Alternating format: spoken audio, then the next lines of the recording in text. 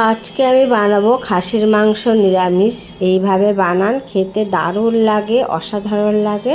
কেউ বুঝতেও পারবে না যেটা নিরামিষ খাসির মাংসটা রান্না হয়েছে। এখানে মাংসটা আমি নিয়েছি 500 থেকে 600 গ্রাম হবে। ধুয়ে পরিষ্কার করে নিয়েছি আর এরকম পিসগুলো করে নিয়েছি। আপনারা চাইলে ছোট বড় করে নিতে পারেন। এই রান্নাটা হবে সর্ষের তেলে, চেষ্টা করবেন এই রান্নাটা সর্ষের তেলেই করার।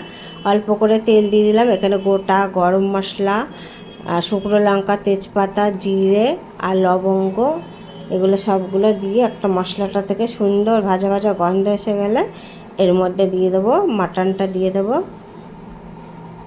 মাংসটা, দিয়ে নাড়িয়ে চাড়িয়ে খুব ভালোভাবে মিক্স করে নিতে হবে।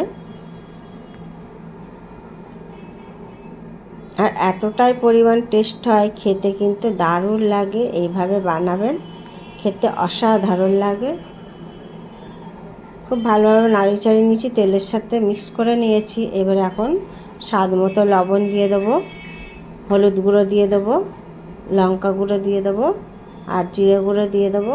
আর এখানে আদা গ্রেট করা নিয়েছি, ওটা দিয়ে দেবো। 2 কাঁচা লঙ্কা, 2 চামচ টক দই দিয়ে দেবো এখানে।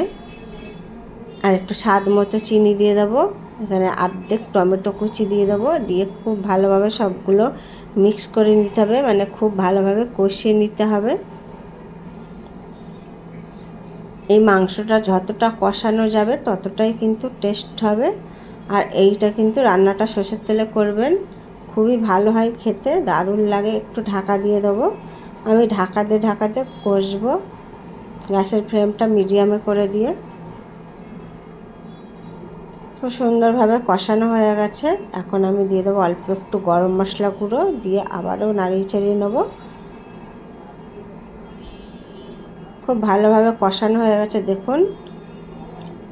এখানে আমি দিয়ে দেবো গরম জল, দিয়ে দেবো গরম জলটা দিয়ে দিচ্ছি। খুব ভালোভাবে মাংসের সাথে একটু মিশিয়ে নিতে হবে। আর আমি এখানে দিয়ে দিচ্ছি প্রেসার কুকারে দিয়ে দেবো, এতে তাড়াতাড়ি হয়ে যাবে। আপনারা প্রেসার কুকারে না দিতে চাইলেও একটু পেঁপের আটা দিয়ে দেবেন, খুব তাড়াতাড়ি সিদ্ধ হয়ে যাবে। এবার দিয়ে এটা 4 থেকে 5টা মতন সিটি দিয়ে নিয়েছি। আবারও কড়াতে আমি ট্রান্সফার করে দিচ্ছি। দিয়ে একটু ঝোলটা আমি একটু কম করব। এটা ঝোল রাখলেও কোনো অসুবিধা নেই, খেতে কিন্তু খুবই টেস্ট হয়। আমি একটু অল্প ঝোল রাখবো। দেখুন অল্প একটু গরম মশলা গুঁড়ো দিয়ে দিলাম নামাবার আগে। একেবারে মাটনটা রেডি হয়ে গেল, নামিয়ে নিয়েছি। খেতে দারুণ হয়, এভাবে বানান, খেতে অসাধারণ লাগবে। নিরামিষ মাংসটা দারুণ লাগে ভাত, রুটি, পরোটা, ফ্রাইড রাইস সবার সাথে, বিরিয়ানির সাথে। রেসিপিটা আপনাদের কেমন লেগেছে? ভালো লাগলে লাইক, কমেন্ট, শেয়ার।